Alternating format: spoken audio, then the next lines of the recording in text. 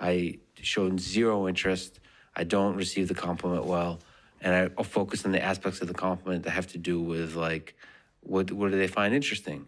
Like I kind of make them reveal to them that you shouldn't care about the number of views. It is strange. There's like this weird hypnotism that happens once you get past a certain number.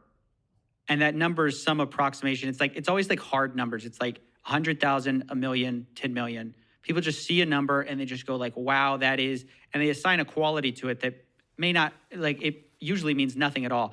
So I agree. I've never been good at like handling that because you're like, thank you.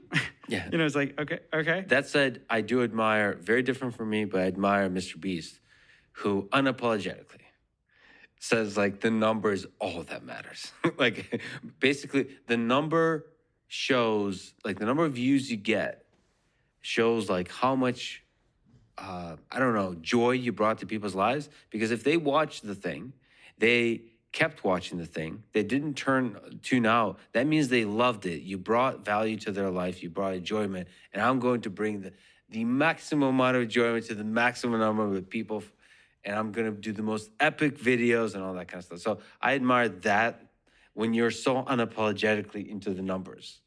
Yeah, he's sort of, it's interesting. He's like, gosh, we're getting way too in the weeds. Is this I don't know. I'm like constantly self-monitoring about like what topics we put on. But if we can, Mr. Beast is so interesting because he's almost done have you ever seen Moneyball? Yes. It's the story of how someone brought statistics to baseball, and it revolutionized everything. He's Moneyballed YouTube. Yeah. He took statistics to YouTube and it changed everything. And everybody now, so many people are playing catch up. I think it would be interesting in a few years to see how he develops. And now that he's like kind of revolutionized like the data side of things, how he then approaches future videos. Because there's a point at which you've optimized, but optimizing for short-term video performance is not the same as optimizing for long-term viewer happiness. Yeah. And how do you do that?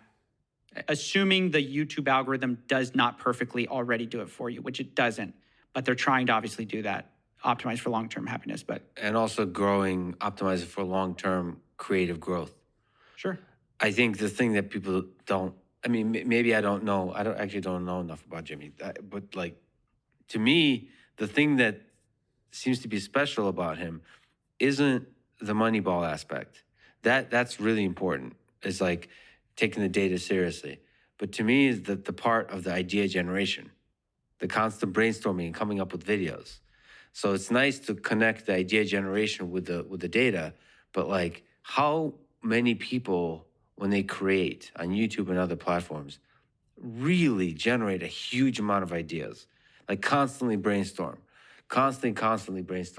At least for me, I don't think I go so many steps ahead in my thinking.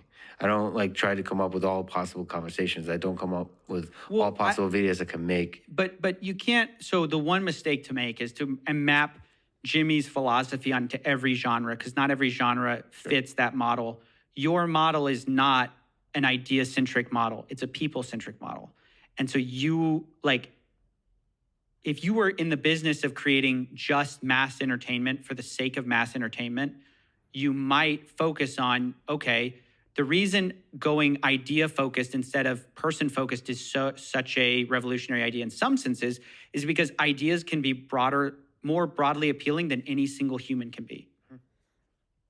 But you're not going for that. You're going for a podcast interview. And I think for you, the goal should always be how deep can you get with interesting guests and like finding the most interesting guest, which is a different probably set of skills than... Well put, really well put. But I think the right mapping there is finding the most interesting guest.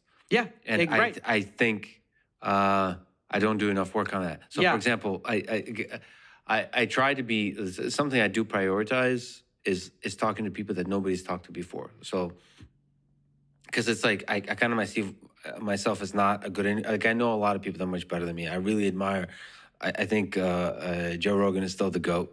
He's just an incredible conversationalist. So it's like, all right, who is somebody Joe's not going to talk to? not either he's not interested or it's not going to happen. Like I want to talk to that person. I want to reveal the interesting aspect to that person. And I think I should do a Mr. Beast style rigor in searching for interesting people. And you should probably find people to help you search. Sure, so he does that. But if we're being honest, he does that, of course, with other folks. But he's the main engine. Yeah, you need like sort of like a pre-filter, you're the final filter. Because your problem is you're only able to think of humans that you've thought of before or been exposed to. And most of the world you've never been exposed to. So you need people to like pre-filter and go, okay, these guys are just interesting humans. Lex has never heard of them. And then you sort of take a batch of like 100 people and you go, who seems the most interesting for me? Yeah. But by the way,